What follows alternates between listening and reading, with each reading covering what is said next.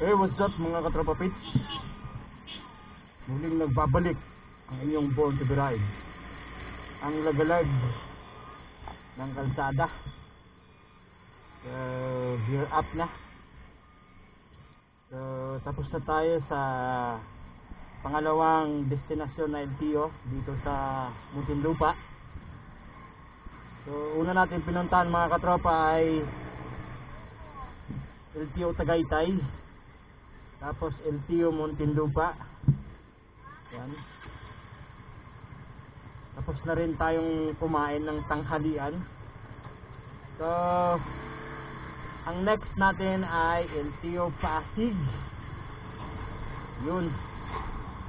So, muling nagbabalik mga katropa ang inyong Born to be Ride para magbigay ng konting kaalaman at idea at diskarte.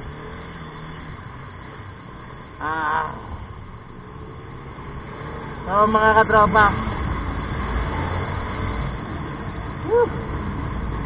usual nagmumotor na naman tayo buong maghapon. Yan. So shout out nga pala dyan sa mga katropa pits natin dyan. Wow, bagong Aerox. So mga katropa, ito na naman tayo para magbigay ng panibagong tips paano maging matibay, matatag sa mga biyahe, lalong lalo na kung ito ay long ride o maghapon tayong nakamotor. So ito, base ito sa aking experience mga katropa pits. Talagang ito ang aking ginagawa, lalo na medyo naka-sport tayo na motor, medyo nakatuwad. So alam naman natin na ang mga gantong klaseng motor ay nakakapagod dalhin, lalo na pag may angkas, di ba mga katropa? So ang ginagawa ko mga katropa ay pag ako'y nasa bahay o bago umalis ng bahay, sinanay ko muna mag-push up ng 10 beses. Araw-araw yun mga katropa. Push up 10 beses. O mahigit pa. Hanggang 15 lang. Huwag niyong sobrahan mga katropa dahil pag sumobra naman at ngalay na yung mga braso ninyo, eh hindi pa kayo nakakaalis ng bahay, eh ngalay na inyong mga braso. So sasanayin lang natin ang ating mga braso para maging matatag sa mga ganitong posisyon, diba? Okay, so 10-10 araw-araw hanggang sa masanay kayo mga katropa. Yan, tapos kung may budget naman, saging araw-araw din, 1 beses, 1 pirasong saging, kahit isang piraso lang araw-araw kung may budget naman, diba? Tapos huwag masyadong magpupuyat, diba? Sa gabi, natural sa gabi, hindi sa umaga. Meron ba kayo nakitang nagpuyat sa umaga? Siyempre, sa gabi, yung iwasan yung madalas na pagpupuyat. Tapos mga katropa, pusat, diba? 10, saging, yun. Tapos mga katropa, heavy breakfast sa umaga. Kung kayo ay sanay mag-breakfast sa umaga, heavy breakfast sa umaga. Sa tanghali naman, moderate lang, diba? Sakto lang. Kasi alam niyo mga katropa, pagka kayo ay busog sa tanghali, diba parang nakakaantok? So yun, ganun, para maiwasan natin yung mga antok-antok sa tanghali. Yun, ganun lang.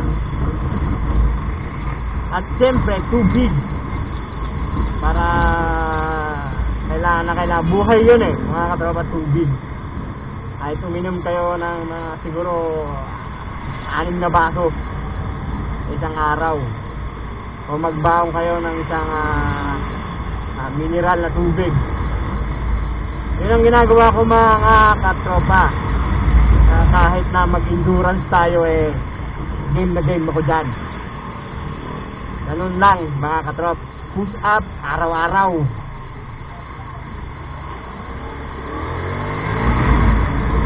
Push up tayo araw-araw hanggang sa masanay ang inyong mga braso. At hindi lang yung mga katropa, hindi lang tatatag ang inyong katawan, yung mga braso sa biyahe. Pati hubog ng inyong mga katawan ay gaganda rin. Parang ako macho. Yan lang mga katropa, ito yung ginagawa ko sa akin. Kaya kahit na 24 hours akong bumiyahe ng nakamotor, game ako. Kung nabanggit ko sa inyo mga katropa, bumabiyahe ako ng Dumaguete, Negros, yan, Bacolod, Iloilo, Cebu. Yan na yung mga narating ko mga katropa. Mindanao, nang nakamotor lang. Yan, pero siyempre, NTO lang din ang pinupunta ko doon. Yung mga lang, naayos. Push up! Saging! Iwasan ng pagpupuyat ng madalas. Tapos yung tamang pagkain, baga heavy breakfast sa umaga, moderate lang naman sa tanghali. Yan. Tapos kahit sa gabi mga katropa, moderate lang para hindi kayo lumobo. Kasi pag heavy ang kinain nyo sa gabi, sigurado lalakit yan. Diba? Yo, mga katropa, siyempre hindi lang puro motor ang kailangan natin i-kondisyon, pati rin ang ating mga pangangatawan. Diba? Pangangatawan para kondisyon. Bali wala kasi ang kondisyon ng motor ninyo kung kayo naman ay wala sa kondisyon. Diba? Tama ba mga katrops? Yeah, ito lang ang ating ngayon. Tips sa ating paglalakbay, ang pagbibigay tips ni Born to be Ride. Try nyo mga katropa, walang mawawala. Subok nyo lang. Ganong ano bang tawag yan? Ganong program para kayong nag-exercise lang, para kayo nag-gym. Ganong program ang gawin ninyo. Promise, totoo to. Tibay nyo sa biyahe. O kahit hindi sa biyahe mga katropa. Yun, tapos ano pa pala, yung konting papawid exercise, konti, gano'n, kahit nasa bahay ka lang, yung mga stretching exercise lang, mga basic try nyo mga katrop, promise. So ngayon nandito tayo sa saan ba to? Malapit na sa Alabang, Silimbe. Kasi papasig na tayo So ayun mga katrop, sana kayo ay natuwa dito sa ating maikling kwentuhan.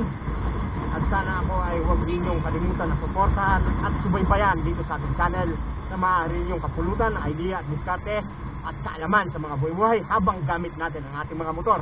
Ito nga pala, si Born to be Ride. Peace!